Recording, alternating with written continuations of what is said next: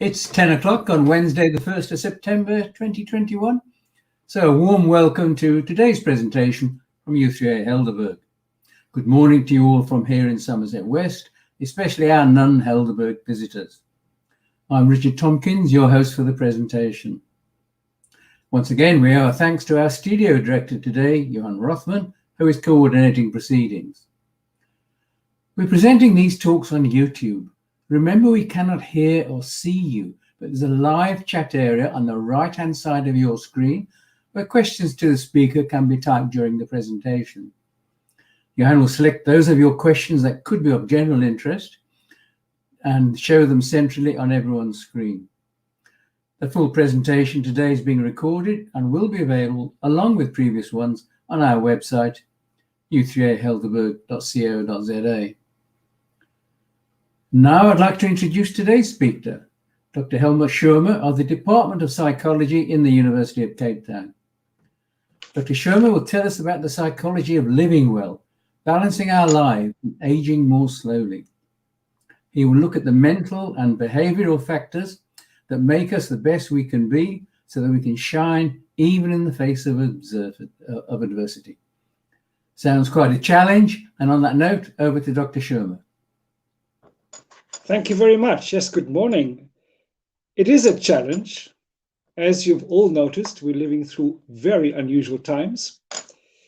This virus has really told us something about humanity. It has told us about the things that we really need to stay human, and it's told us about the things that we don't need. And today, we're going to talk about achieving life balance even in difficult times. Not easy. As you know, I've been a shrink for more than 3 decades. When I was younger, no gray hair,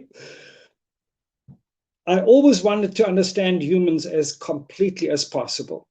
And the interest was seeded when way back, I was a student at many universities, but that was Natal University at the time. And I wanted to be a student forever and ever and ever. I fell in love with a psychiatric nurse who introduced me to this discipline. And I found that it really grabbed me. And she was, of course, dead keen that I would also study it so I would understand her work better.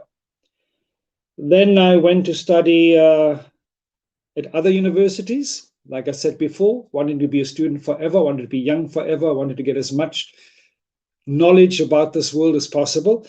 And I need to tell you the range of subjects. It went from political science to art to speech and drama, anthropology, mathematics, modern languages, and psychology and other things. The psychology we talk about today comes from life experience, 3 decades. When I came to Cape Town, I fell in love with the mountain, the people, the forest, the sea.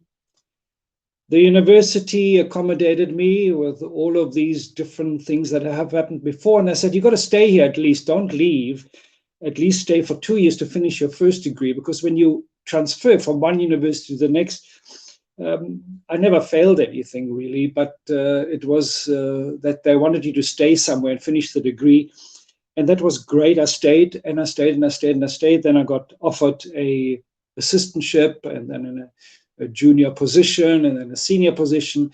And as this grew, I always wanted to practice as well. Academia research is one side, but the practice of psychology, when you've got these fantastic models, and I wanted to use a model today with you. I'm going to use my hands to explain it.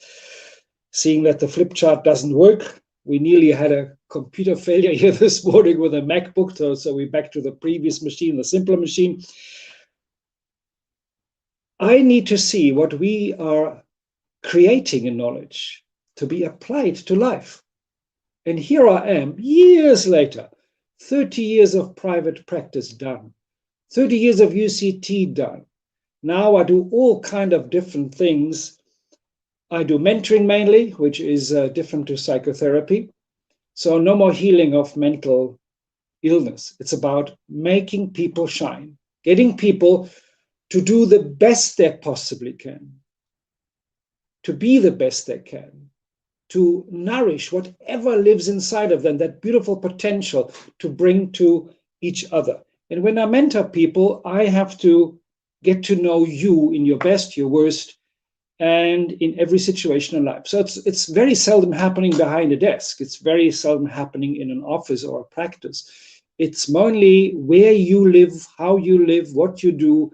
And in those situations, I observe you, I question you, I hint at how some behaviors hinder you and some behaviors make you better. And we nourish that which is better.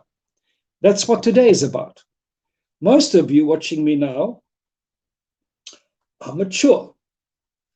I'm mature. In looks, maybe. But did this come along? Did this brain come along? I've got an intelligence, I have an intelligent audience in front of me. Please remember, when we are born, already in the second trimester inside mama's womb, you have 100 billion brain cells. Unbelievable. It's so much, it's unbelievable. And every brain cell is hungry. Every brain cell wants to make connections. Up to 10,000 per brain cell. If you calculate what is going on in your brain, you understand the complexity. We have the most complex brain that we know about on this planet, this earth. This brain wants, and as you know, human beings are born pretty helpless. We need mama, we need dad, we need care, we need touch, we need play, we need language. All the time the connections are built. They're already built before you're born, depending on what your mama does. Does she talk to you? Does she sing to you? Is there participation of dad's voice? Is mother eating the right things? Is mother physically active? All of those things make a difference. The critical years from birth to 2 years, of course, are what we know quite a bit about. And I hope you, mature people, can you remember way back when you were a baby? You were cute, you had lots of energy, and you got to know about the world. You developed language. You watched your mama's face, your dad's face, you listened to sound. And these brain cells were growing and growing in connection and connection and connections. Now, by the time we get to this, us now, bit of gray hair, we have lost a little bit of the mass of brain cells. But it's still a hugely, hugely complex, hugely beautiful organ. It is actually the only organ in the whole body, if you challenge it, stimulate it, that never needs to grow old, apart from physical diseases. So on the mental side, your brain wants and needs. And those participating in a seminar like this, of course, are the ones that know this exactly, and they want to have knowledge. You invite speakers of all kind of persuasion, from all kind of disciplines, and they give you knowledge. And knowledge is the most human thing you can possibly put in your brain to be functioning well. So academia, great, exciting. Private practice, great, exciting. But it wasn't enough. I needed more. And I've always had multiple jobs at the same time. Right now in my life, which is relevant to you, I mentor people. I do motivational speaking. Of course, now with COVID at a distance, electronically, it's much nicer to have a live audience where you can interact, run into the audience, use an example, come and debate and discuss. But thank God we got electronic media at least. I do trauma work for those that go through very heavy stuff. I'm talking about those that get into very, very bad situations. And I'm very privileged to look after my fellow practitioners. So I specialize in helping those that help others. The nurses, the medical practitioners, the counselors, the paramedics, And one of the most challenging jobs is to help those that have to face very duressful, very, very traumatic situations, the paramedic that go to war zones. How did this all develop? Well, I also got invited into helping the township people. We are first world here. We got computers, we got electricity, we got coffee on the table or tea, we got food, we got a bank account, we got a computer. We are first world. Township is fourth world. And in this fourth world, things happen very differently. I'm always fascinated how they make it with so little. And the work in the townships where I support social workers doing really kick-ass work, fantastic work, making families hold together, keeping girls and women safe and keeping them away from the gangs. That work taught me how humans can be pressed right down to the smallest kind of way of being to the most glorious. That work informed me. What is survival and how can humans survive? Which I integrated then into the mentoring work. So again, what do I do today? I talk to you about how do we possibly use all of this knowledge for those that are mature and bright. You know what it means to grow old. Nobody wants to grow old. We want to grow mature. We want to grow in knowledge. We want to grow in capacity. But things start to fail when we get older. So we don't walk as fast anymore, and we can't climb stairs as vigorously as we did before. And we might use, glasses, which I didn't have to use before, and other things fail. That does not mean you have to live badly. Not at all. You will use your fantastic life knowledge, your fantastic life experience, your brain to do this growing mature well. I'm going to hint at the factors. Then I have to go and talk about a little bit this thing called balance, which is a sometimes misunderstood concept. We know the factors. I've got this lying in front of me here from the research, and I use evidence-based knowledge. So it's really from the best universities in the world, from the best research centers in the institutes. This is what we know. How do you age best? Number one, keep your stress levels at a tolerable level. We'll talk about it a bit later. Number two, sleep well. And we have to talk about what that actually means. Is it so many hours? Is it how you sleep, when you sleep, all of that? Then I need you to put the right food into you. So eat well, eat the right stuff. The body, as we mature, tolerates less and less of the not so good stuff. And it has a disastrous effect if you are eating the wrong stuff. Then, very important for you and me, keep on learning. Doesn't mean you have to learn a new language. You could, would be very great. You could go and learn a new sport. You could go and learn to do things in a different routine as you did them before. And I'm going to talk about that.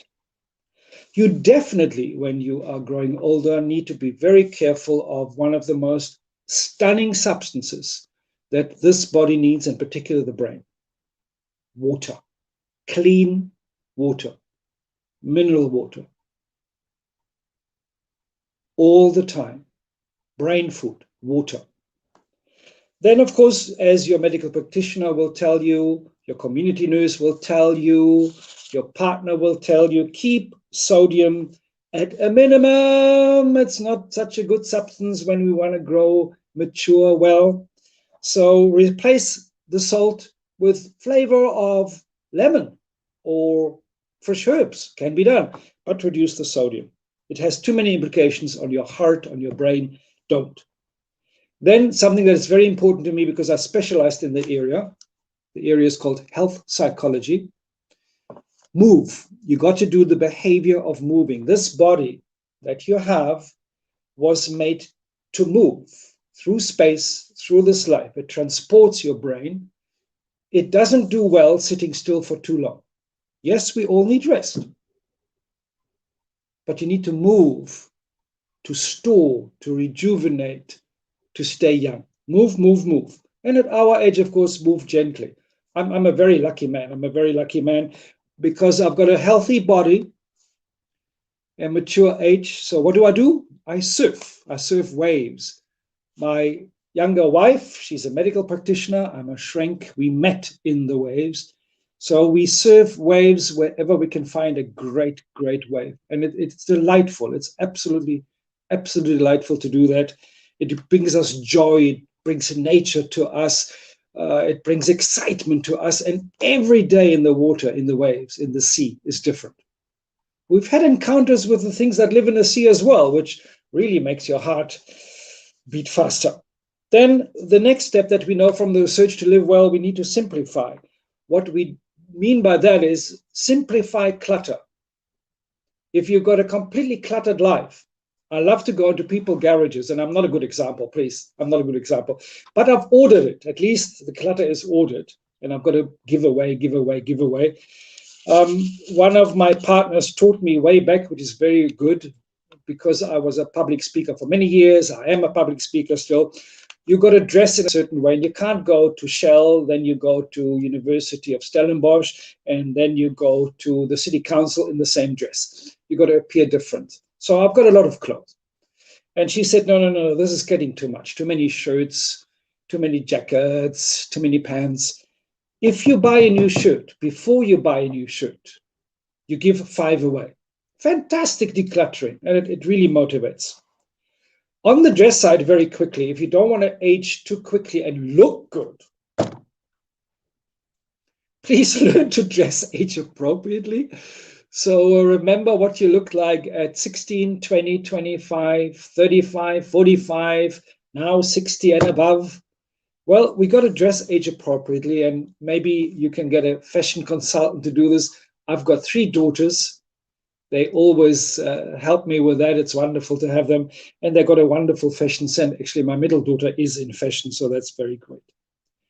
The next factor the research says to really age well is called the Judy Dench.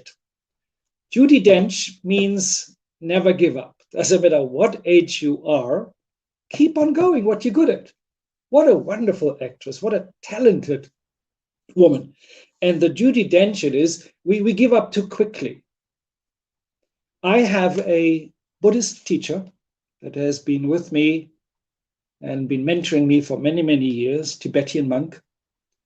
He is way beyond 80, and he is just absolutely fantastic. And he never, never gives up. He says, as long as there's life in me, I will live life.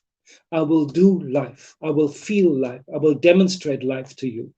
And having this mentor at this fantastic age, being able to demonstrate to the Judy Dench is one of the biggest gifts that I could think could be given to anybody. So if you've got a person that can mentor you, like I mentor many people, I'm also mentored myself.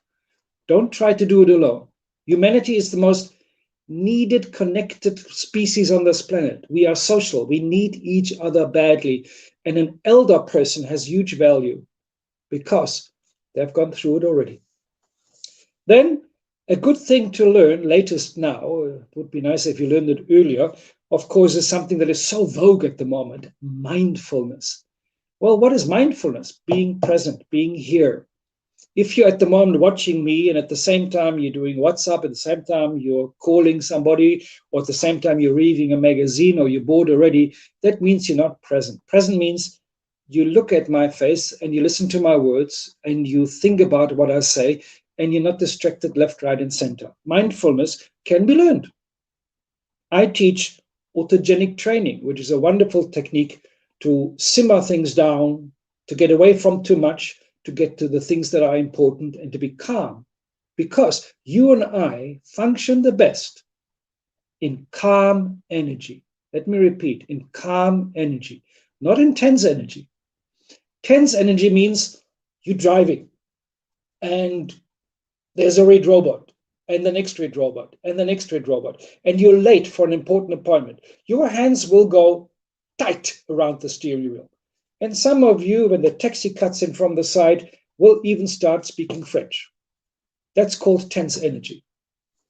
Bit of a waste.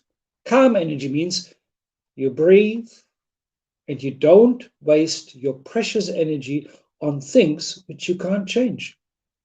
We'll get back to that. One of the most important to me with the people that I work with in my team, humor. Humor is a mind energy injection. It really lights up most centers of the brain. Remember, some of you are religious. That's great. Some of you believe in God, like I do. Great. But we also know that evolution is part of that.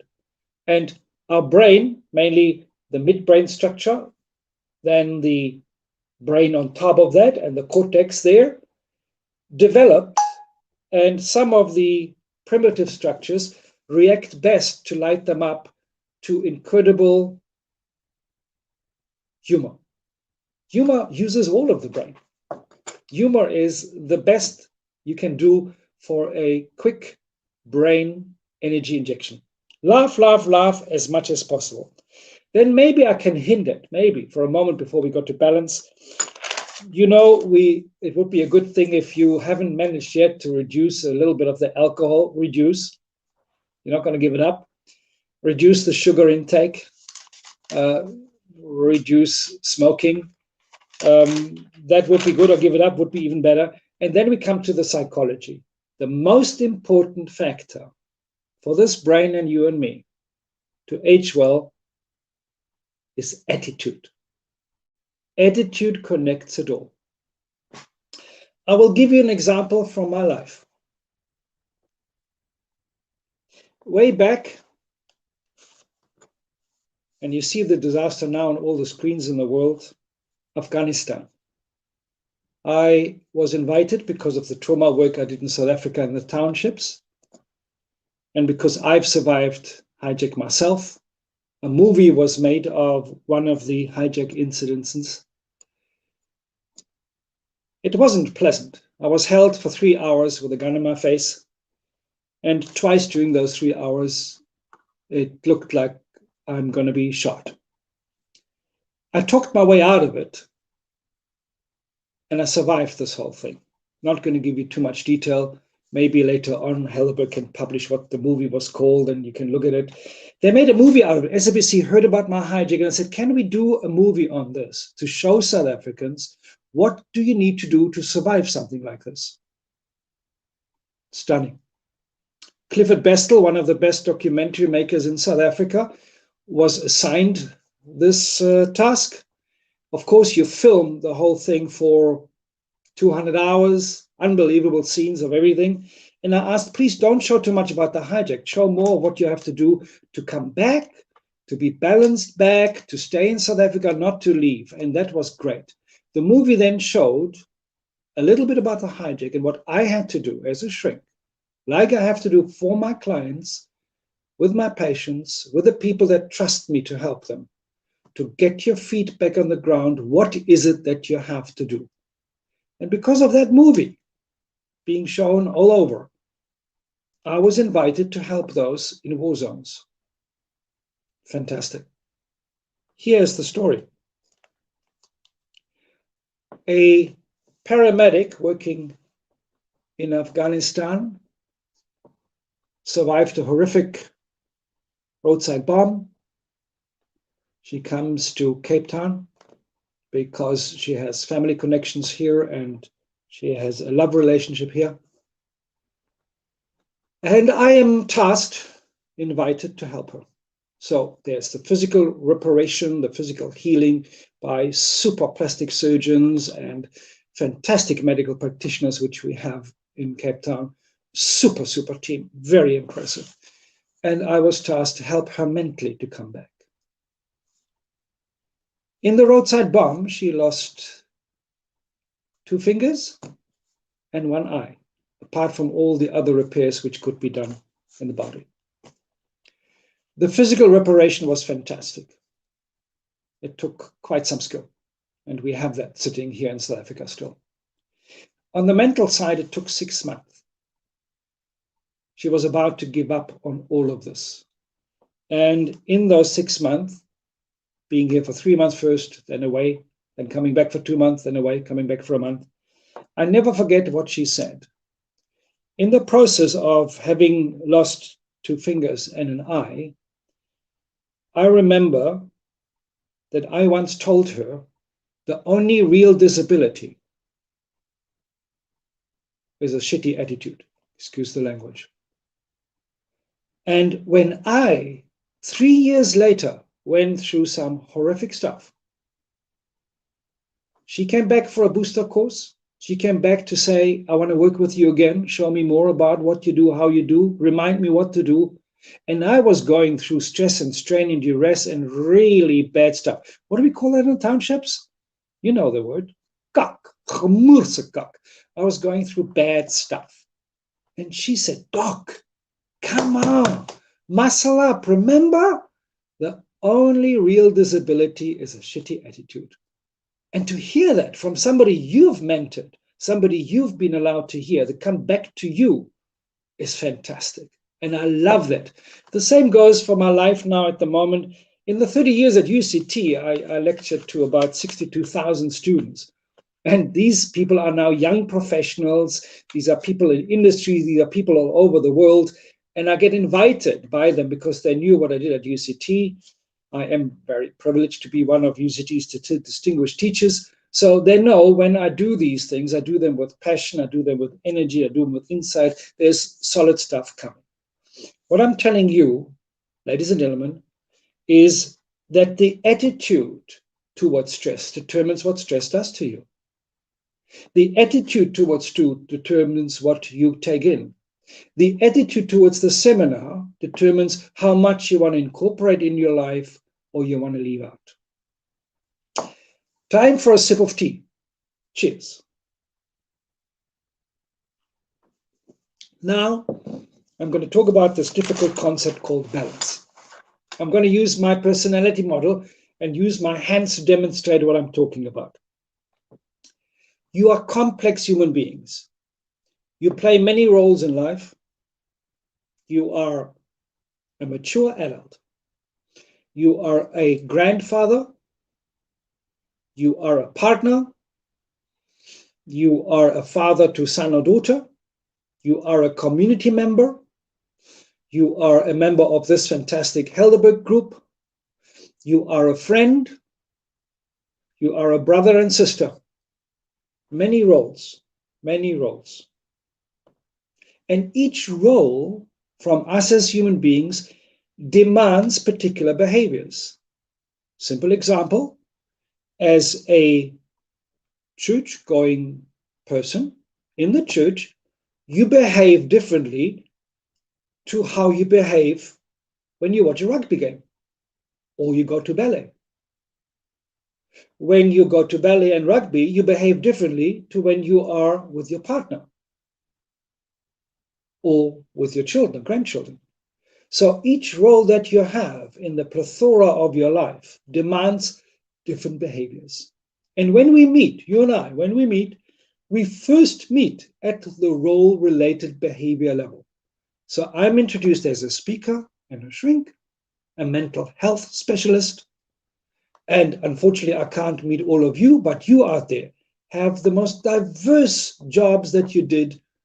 Most of you are retired, but you're going to tell me so much you could about your jobs that you did well. Some of you are engineers, some of you are entrepreneurs, some of you were nurses, some of you are medical practitioners, some of you did whatever you were good at for a long time in your life, your role.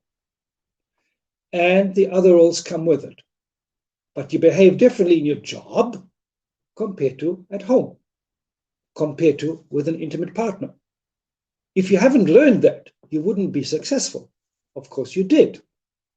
Now you get to know me better. I get to know you better. The roles are sitting on the outside circle. We go deeper into the person. The next thing, you will find of the person are their typical response pattern. What is unique to you? Some of you could be classified as introvert, some as extrovert. That's a good distinction. They're not better the one to the other. They're just different. So an extrovert wants to have people around all the time. Introvert? No. I'm okay with a bit of quiet time, and I need it actually. And I function better there. They're complementary. Typical responses of those two people are different. Some of you are superb at dealing with the traffic jam. Some of you are not. Typical response pattern. For instance, when you come to a family gathering, some of you are immediately talkative and share. Some of you wait and observe first. Typical response. Not better, not worse, different. So the roles need to be backed up by typical responses that make the role possible. And if you do that, we're getting towards balance. If you do behaviors that undermine the role, imbalance. Not a good idea. Now, on those two levels, most of us stay. Roles, typical responses, we don't go deeper. Of course, I as a shrink have to go much deeper. I need to know all there is about you.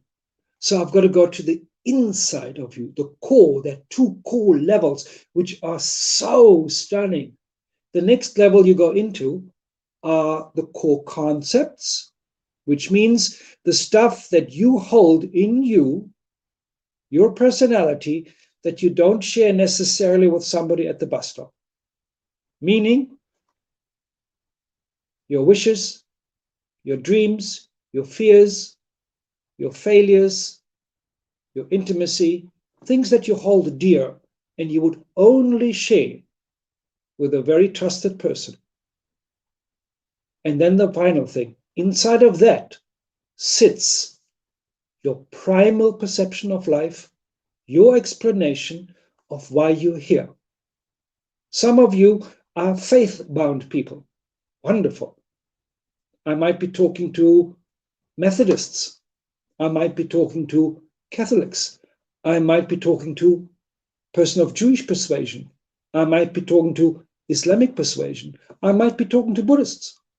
In the core, you have an explanation. Where did I come from? Why am I here? Where am I going to?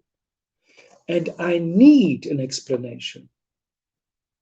Those of you that are explorative, those of you that have faith, make a stronger personality and have a better chance at life balance.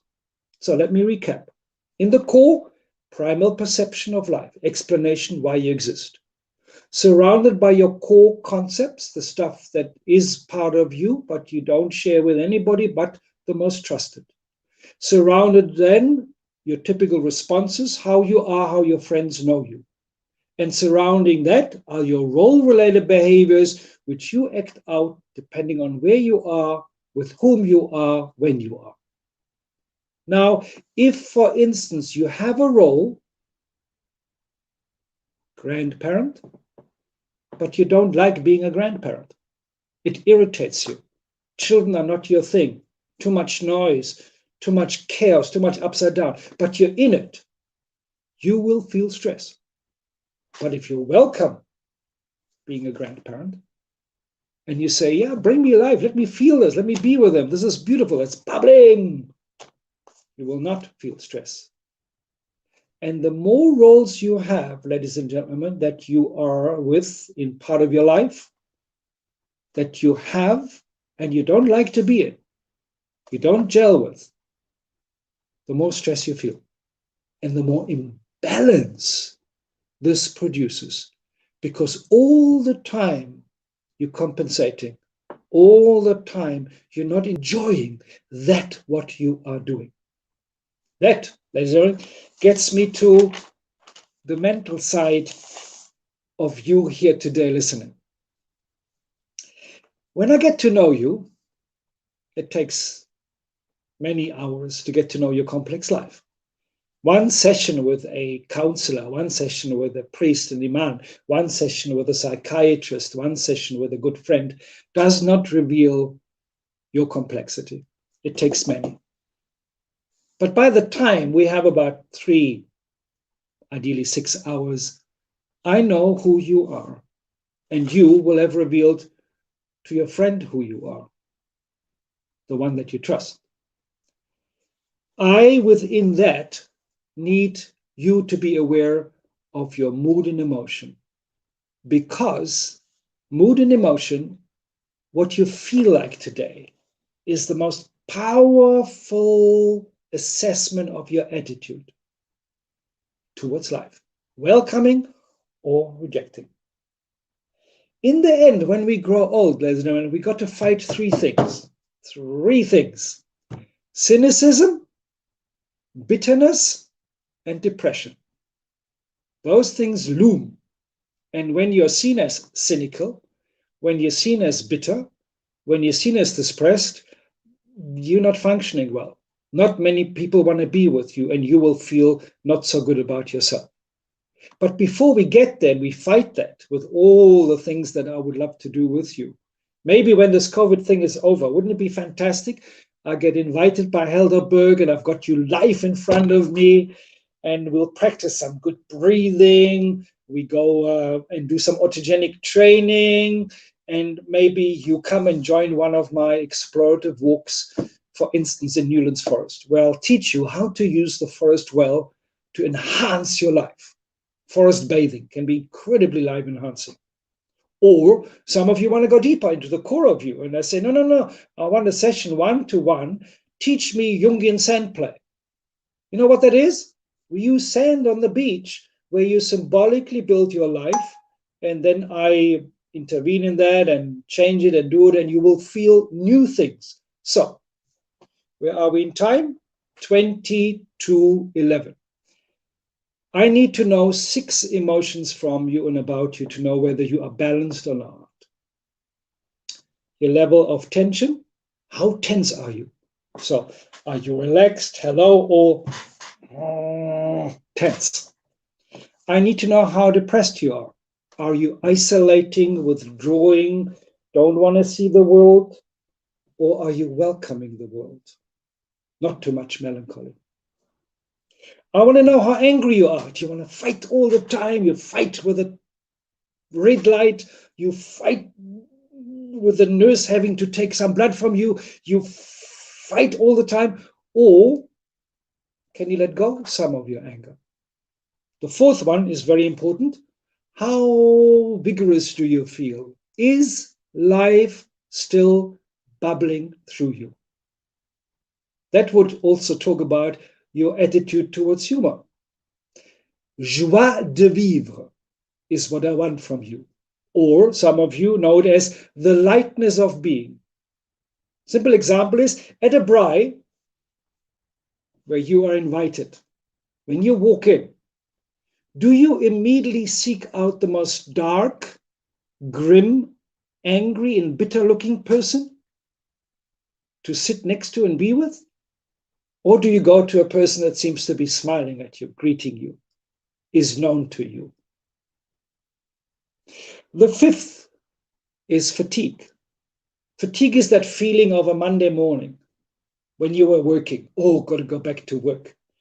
The fatigue now in old or mature age, do you still participate? Or are you constantly no? And the last thing, number 6, I need to know how confused and bewildered you are about life, about you, about your relationships.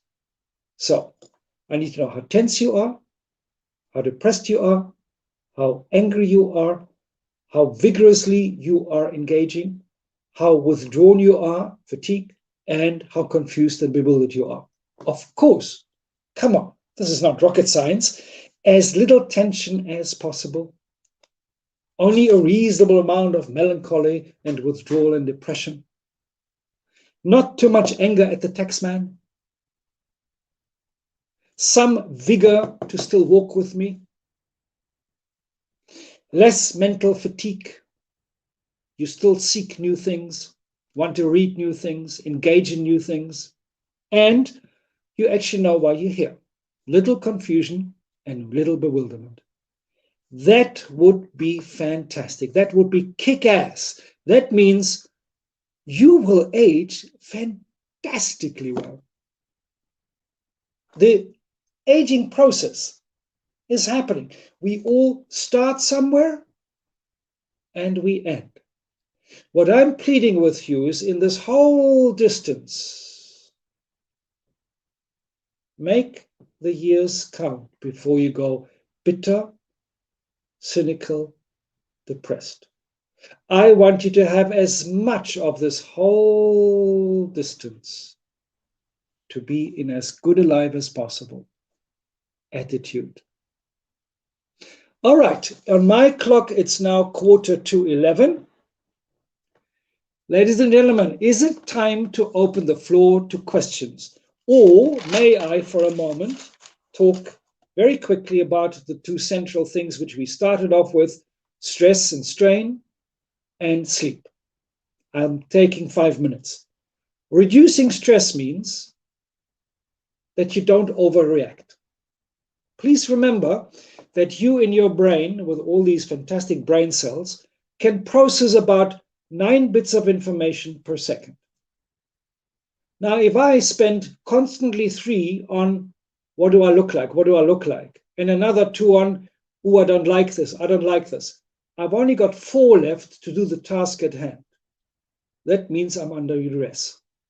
But if I can let go of the irrelevant information, what do I look like, and I free another 3, I've got more available to do the task well, less stress. What stresses us out?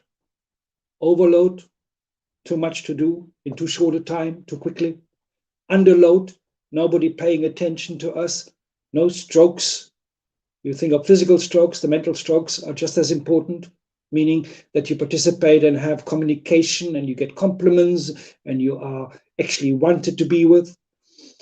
Of course, what stresses us out is the amount of duress we have because we have no resources. Hopefully you have a good pension plan. Hopefully you've got family that looks after you. What stresses us out is the amount of noise around you, the amount of interruption. What stresses us out, of course, is your personality, which I've hinted at in the personality model. The less you have roles that you don't want to be in, the less stress you feel, the more balance there comes.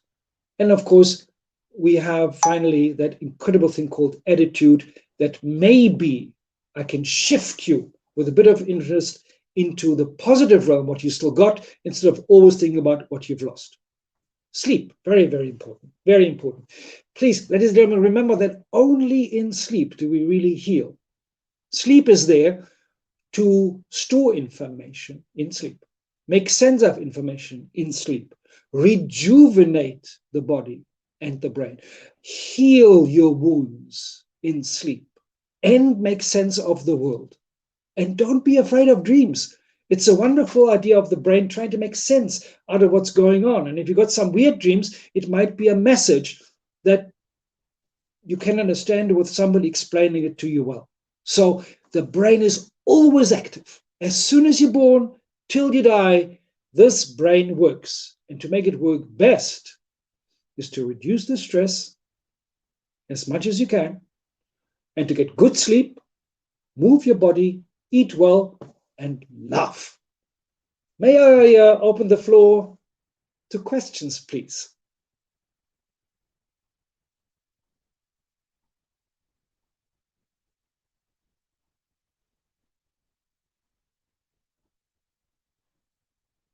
Ooh, nobody. Anything going on? No questions, just pondering. Wonderful. All right, if you're pondering, then I'm going to go to another factor in mental health. People will always ask, please shoot your questions in between as soon as they come up. People ask, well, when am I mal? Am I deranged? Am I not on the floor anymore? It's a very simple thing.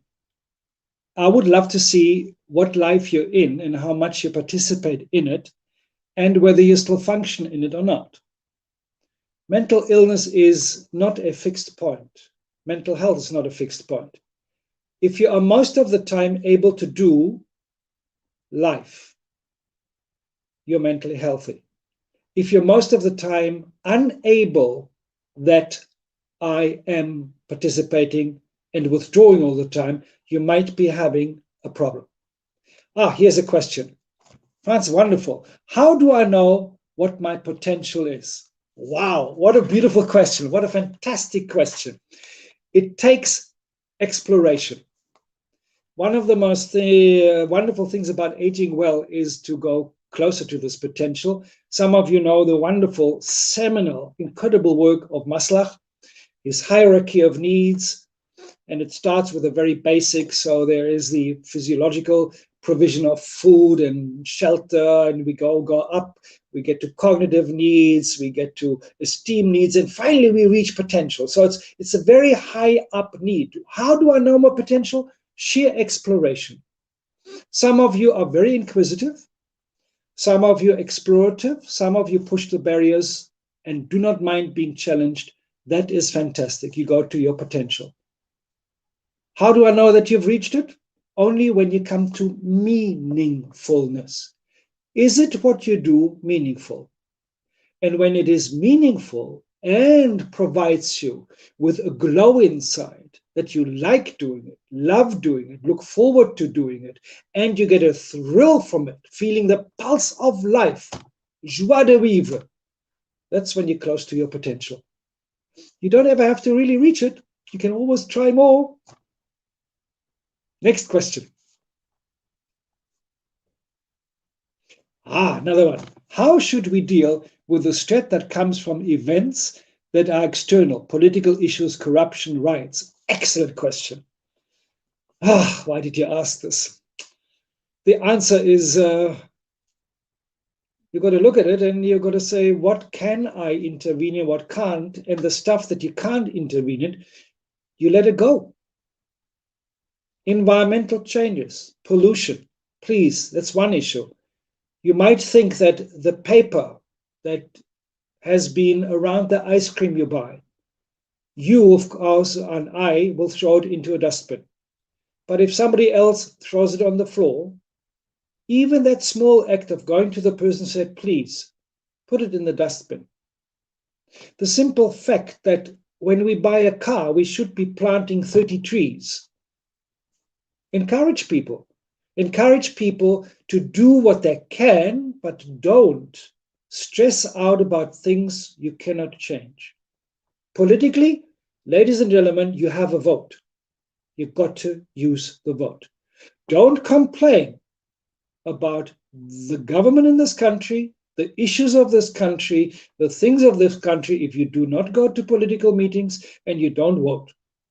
I have this problem in the township. I've got a big problem in the township when they are not so well inclined to the ruling party. I won't vote. I won't vote. They, for instance, that in that party, they won't get my vote. That's not a good idea, because if you don't vote, you're actually handing it to those that are in power and you want to change them. You've got to then choose another party, the opposition, that might not suit you completely, but is at least aware and pushing against the current rule.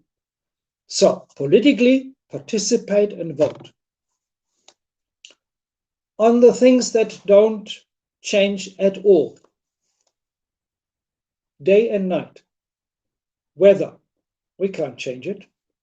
Ask yourself, how are you actually dealing with the weather? You change your clothing. You can say, me, scarf, nice fleecy. It's cold at the moment in Cape Town. We've got beautiful snow in the mountains. The wind is fresh. We don't heat this house. We adjust. You deal with it by adjusting, by wearing better clothing, warmer clothing. And that is called good, appropriate adaptation.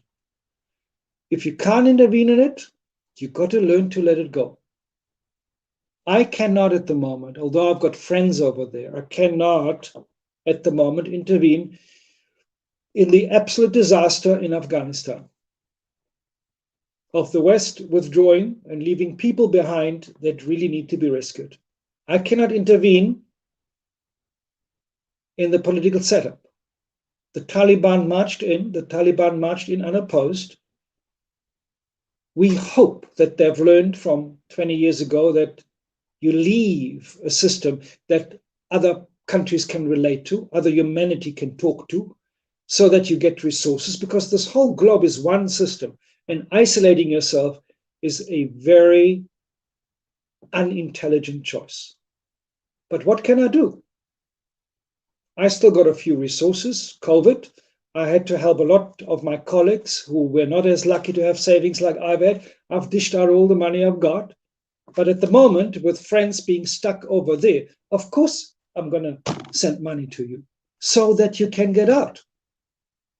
And does it destabilize my budget? Yes, but I'm willing to work. Money will come back. It will come back. So the things that are there, politics, weather, frustrations that are coming from outside, ask yourself, can I intervene? Can I make a real difference? If not, adapt and adopt the attitude that things get better. Because when we think about life, one pulse is inside of all of us. It's called life. I never forget, I can't remember exactly who started it, but there was a wonderful video I watched once. Maybe, no, don't do it now. I'll just hint at it. Stop breathing for a moment. Close your nose. And now say, I want to die. How long can you do that? Wow! Your breath comes back and it wants to assert itself. That's called life. It wants to carry on. And I have a belief, that is my faith, I have a belief that life will carry on. Next question. That was the last question. Wow, are we done? Well, thank you for inviting me, ladies and gentlemen. It was a pleasure.